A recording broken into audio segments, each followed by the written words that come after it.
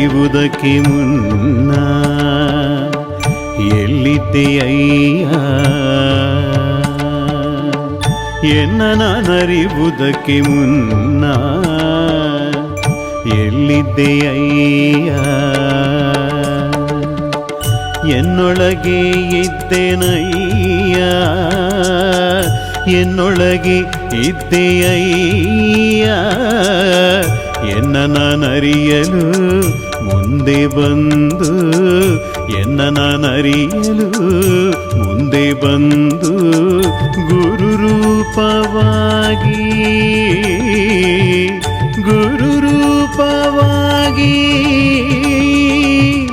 ಎನ್ನೊಳಗೆ ಅಡಗಿದ್ದೆಯಲ್ಲ ರಾಮನಾಥ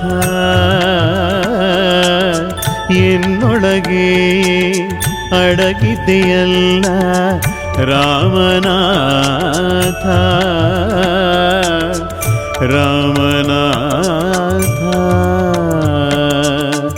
ರಾಮನಾಥ.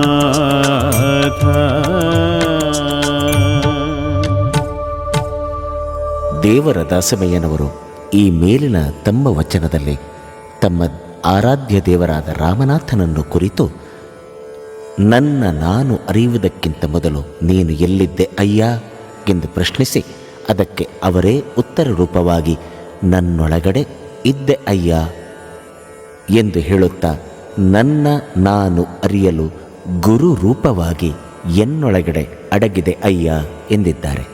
ಅಂದರೆ ಇಲ್ಲಿ ದಾಸಿಮಯ್ಯನವರು ಗುರು ಹಾಗೂ ಈಶ್ವರನನ್ನು ಅರಿವು ಹಾಗೂ ಗುರು ರೂಪವನ್ನೆರಡಕ್ಕೂ ಹೋಲಿಸಿರುವುದನ್ನು ಕಾಣಬಹುದು.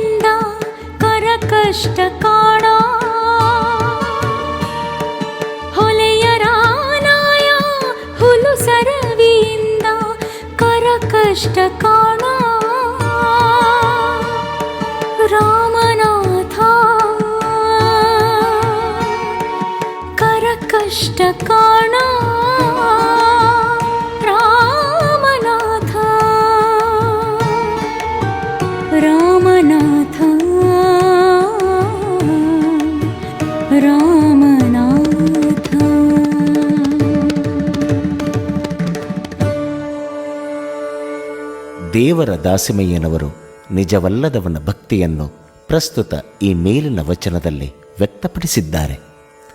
ಯಾರು ದೇವನಾದ ರಾಮನಾಥನಲ್ಲಿ ಪ್ರೀತಿಯಿಲ್ಲದ ಭಕ್ತಿ, ಆಸಕ್ತಿಯಿಲ್ಲದ ಪೂಜೆ ಹಾಗೂ ಅವನಲ್ಲಿ ವಿಶ್ವಾಸವಿರದಿದ್ದರೆ ಅಂಥವನ ಜೀವನವು ಹೇಗಿದೆ ಎಂಬುದನ್ನು ಹೊಲೆಯರ ನಾಯಿಯ ಕೊರಳಲ್ಲಿ ಕಟ್ಟಿದ ಹುಲ್ಲಿನ ಹಗ್ಗಕ್ಕಿಂತಲೂ ಕೀಳು ಎಂದಿದ್ದಾರೆ ದೇವರ ದಾಸಿಮಯ್ಯನವರು.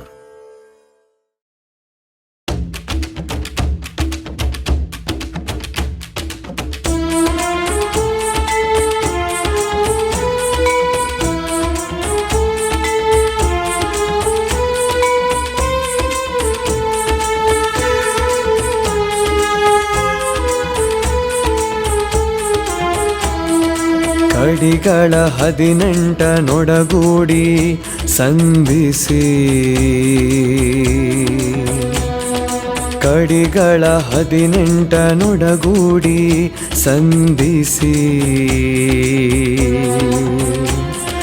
ತೊಡಚಿ ಕಟ್ಟಿದೆ ನರರ ಬಂಧನದಲ್ಲಿ, ಕೊಡಚಿ ಕಟ್ಟಿದೆ ನರರ ಬಂಧನದಲ್ಲಿ. ಈ ತೊಡಹದ ನಾಯನಿಚ್ಛ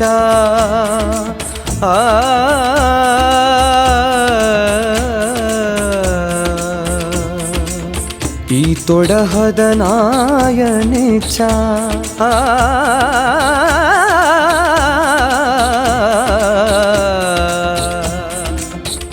ನೀನಿಕ್ಕಿ ಕೆಡಿಸಿದೆಯಯ್ಯ ರಾಮನಾಥ,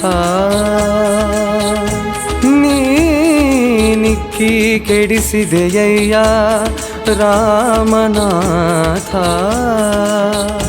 ನೀನಿಕ್ಕಿ ಕೆಡಿಸಿದೆಯಯ್ಯ ರಾಮನಾಥ.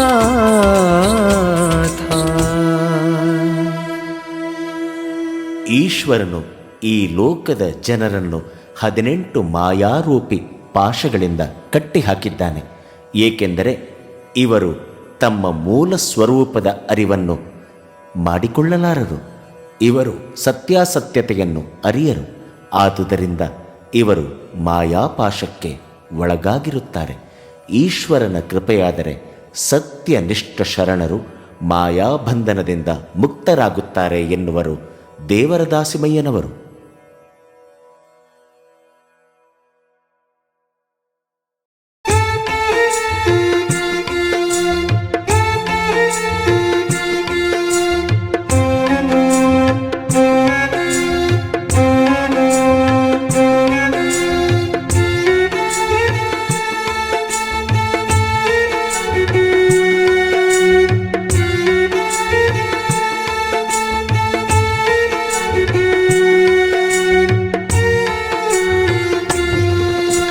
ಹಸಿವಿಲ್ಲದ ಬೊಂಬೆಗೆ ತೃಷಿಯಿಲ್ಲದ ನೀರೆರೆದು, ಹಸಿವಿಲ್ಲದ ಬೊಂಬೆಗೆ ತೃಷಿಯಿಲ್ಲದ ನೀರೆರೆದು, ಮಸಕವಿಲ್ಲದ ಮಾತಾ ಮನದಲ್ಲಿ ಹೇಳಿ, ಮಸಕವಿಲ್ಲದ ಮಾತಾ ಮನದಲ್ಲಿ ಹೇಳಿ, ಹೆಸರಿಲ್ಲದೆ ಕರೆದಡೆವೋ ಎಂದವ ನೀನು ನಾನು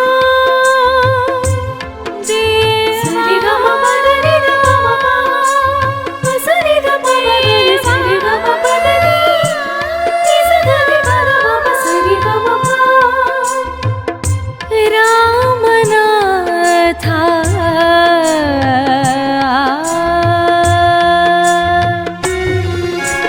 ಹೆಸರಿಲ್ಲದೆ ಕರೆದಡೆವು ಎಂದವ ನೀನು ನಾನು ರಾಮನಾಥ. ರಾಮನಾಥ.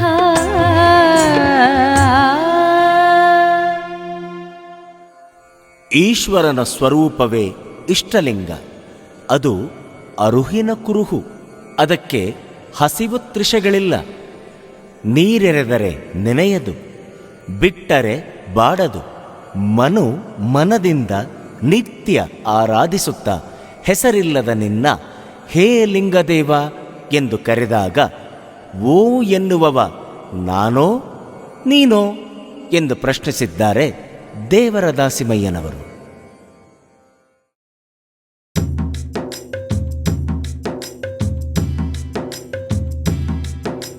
ಕಡಗಿಲಿಲ್ಲದ ಬಂಡಿ ಹೊಡೆಗೆಡೆಯದೆ ಮಾಣ್ಬುದೇ,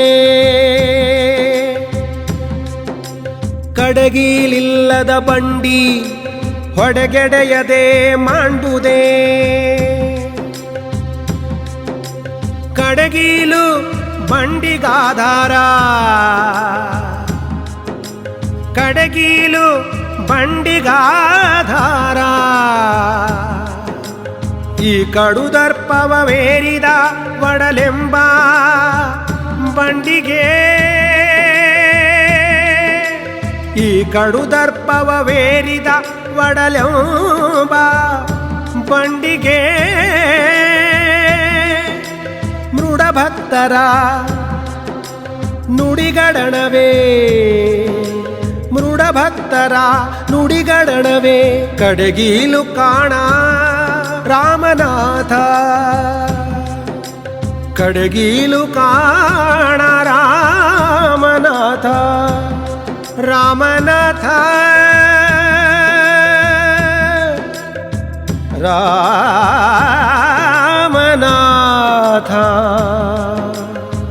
ರಾಮನಾಥ ರಾಮನಾಥ.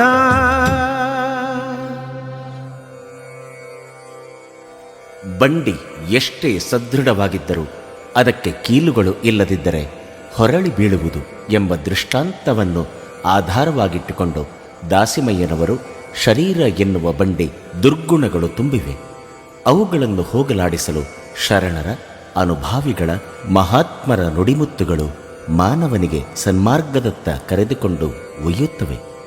ಶಿವಶರಣರ ಅನುಭಾವಯುಕ್ತ ನುಡಿಮುತ್ತುಗಳು ಮದದಿಂದ ಸೊಕ್ಕಿದ ಮಾನವನಿಗೆ ತತ್ವೈಬೋಧೆಗಳು ಕೀಲು ಎಂಬ ಉಪಾಧಿ ಎಂದು ಎಚ್ಚರಿಸಿದ್ದಾರೆ. ಬಂಡಿ ಎಂಬುದು ಮದಭರಿತ ಶರೀರವಾದರೆ ಕಡೆಗೀಲು ಎಂಬುದು ಜ್ಞಾನಿಗಳ ಅನುಭಾವಿಗಳ ಆತ್ಮಜ್ಞಾನವನ್ನು ಬೋಧಿಸುವ ಮಾತುಗಳಾಗಿವೆ. ಇಲ್ಲಿ ಬಂಡಿ ಮತ್ತು ಶರೀರಗಳು ಜೀವಂತ ದೃಷ್ಟಾಂತಗಳಾಗಿವೆ. ಇವೆರಡೂ ಕ್ರಿಯೆಯಿಂದ ಕೂಡಿದೆ. ಈ ಎರಡರಲ್ಲಿ ಬಂಡಿಯ ಚಕ್ರಕ್ಕೆ ಕಬ್ಬಿಣದ ಕಡೆಗೀಲು ಇರದಿದ್ದರೆ ತನ್ನ ಗುರಿ ಸೇರದು. ಹಾಗೆಯೇ ಶರೀರವು ಸಹ ಮೋಕ್ಷ ಜ್ಞಾನಿಗಳ ಮೃಡಭಕ್ತರ ನುಡಿಯು ಅವಶ್ಯಕವೆಂದಿದ್ದಾರೆ ದಾಸಿಮಯ್ಯನವರು ಈ ವಚನದಲ್ಲಿ.